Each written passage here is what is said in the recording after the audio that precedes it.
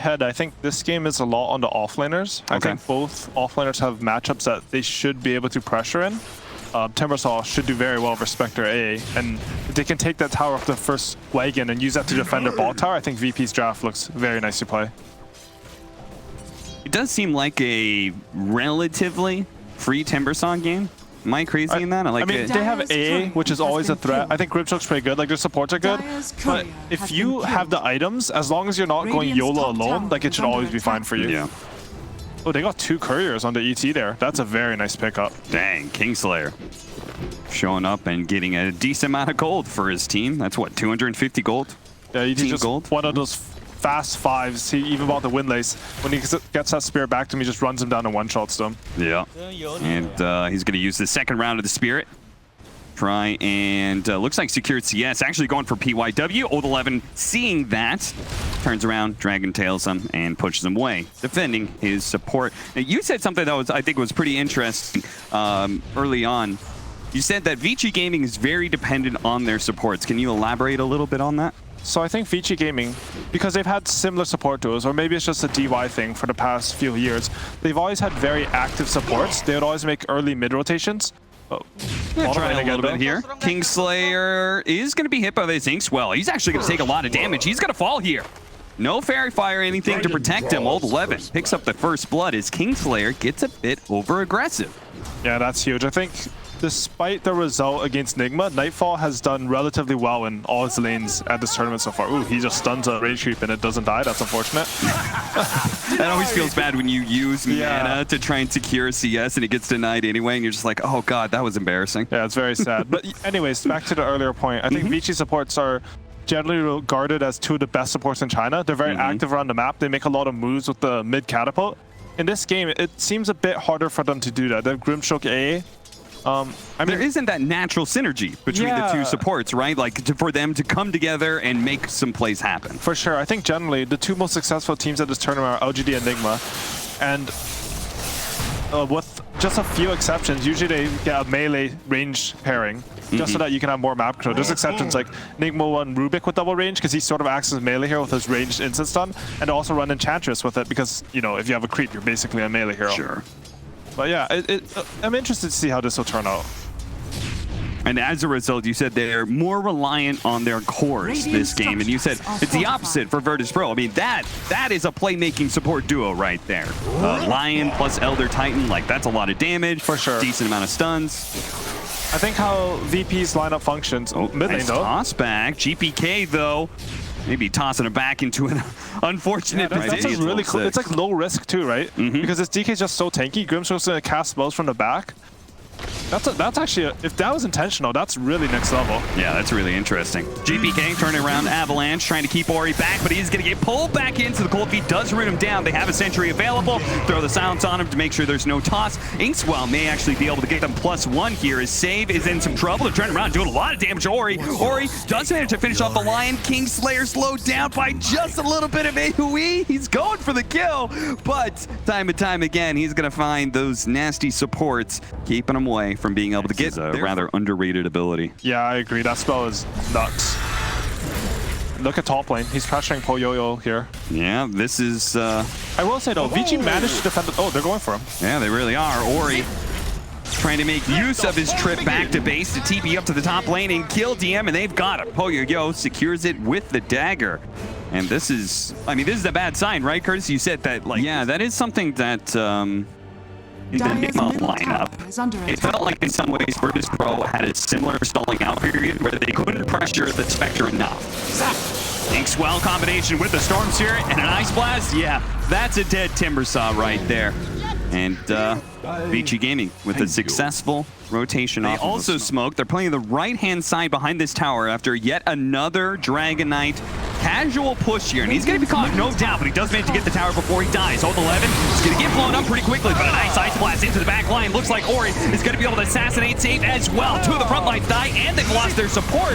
Timbersaw, Kingslayer, Nightfall, that's all that's left in this fight. Now, say goodbye to Kingslayer. Now the 2 tanky boys. Save with a buyback is going to be able to come in and execute Poyoyo with a nice finger. You could definitely see that from DM. He's used to being able to sit in front of his safe lane tier 1 tower, be the aggressor, be able able 10 to seconds for Haunt. farm out top. Haunt coming 3 in. seconds now, actually. Virtus Pro really want to be able to even out and take this mid tower. Spot it out. Grimstroke, they're going to be able to blow him up first. PYW just needs one more hit, but it looks like GPK has failed to be able to get it. The Magic Wand keeps him alive, and now GPK is in trouble. At the same time, Old 11's comped a lot of damage off the Wraith King in the second life, but look at that. They've actually got the illusion. Poyo, he's going to be nailing this Timber Saw until he eventually falls. Virtus Pro, things are just not going right for them, AY, as now Old 11 actually being able to find the extra pickup. They're going to buy back on the Timber Saw here, knowing that this team fight is a bit of disaster, but actually turned around. So much damage coming up for the Timber Saw, plus the fact they had the Finger of Death to take out the Storm Spirit, but Nightfall eventually is going to die and doesn't have a reincarnation. Back over to the Dragon Knight. Chakram will finish him up. Save. Hoping that he can be protected by the Timber Saw, but there's not much a Timber can do. Support's kiting him around. Oh no, threw out the Chakram. That means this Phantom, it's not going anywhere. It's gonna latch on top of him. The Ice Blast is back, and excuse me? PYW is godlike. Oh, are they running up the... They're going to run in full vision. Nightfall's just going up there, but at the same time, Dragon Knight, he's already jumped. Kingslayer's just dead right off the bat. Now the Storm Spirit's going to be able to grab GPK here with an Ice Blast on top of him, and they've got the Soul Bind. This time he's going to take out. They're just losing cores here. So much of the back line is just being disrupted by this Storm Spirit, and eventually, Nightfall can be left for last. Oh, save. They're going to be able to find one more. Ori still had plenty of mana, apparently, so he finds save on top of the 3 kills that they had. The VP that I expected doesn't seem to be showing up. Yeah. Particularly since, you know, the word was Virtus Pro, they were doing really well in scrims going into this event. Seems like they're botting everyone. Ori finds an opening, another Soul Bite, latching between the Tiny and the Timber Saw. They're both going to get silenced, and maybe DM can make it out alive here as he finally kills the Phantom, but the important hero, GPK's Tiny. I don't even know. I mean, there's a lot of... I guess there's some small things, right? Like when he got his blink timing, they kill Timber Saw mid, and it ruins VP's timing, but they're still going. Still going to go for this Wraith King. Turns around. Okay, they've got a buyback off this, and when it looks like Vici Gaming maybe have overextended, they've lost Poyo.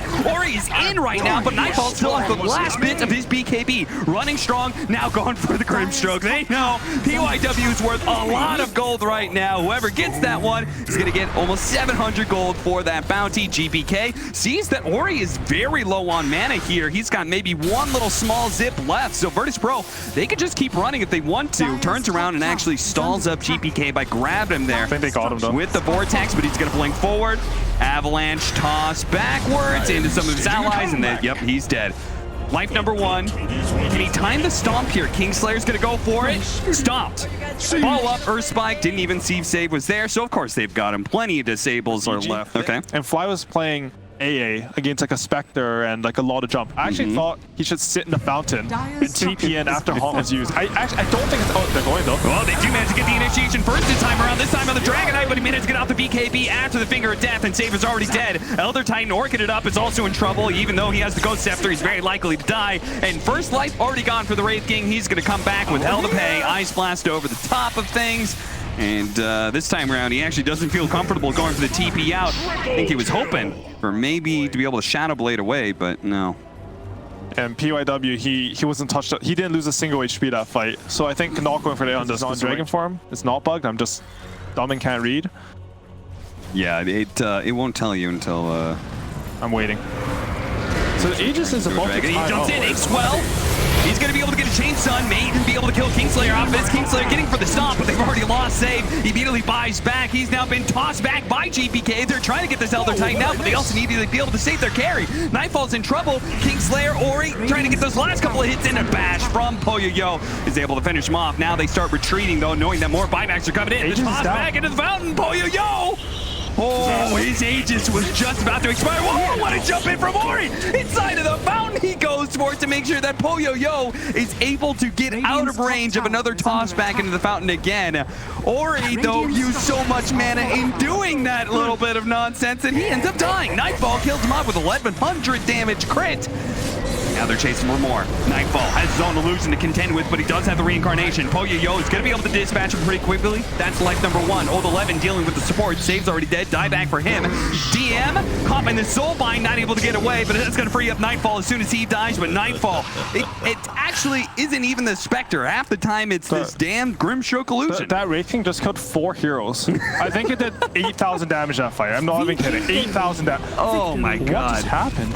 I mean, without a doubt, we know who our MVP was for that game 1. PYW. What a monster.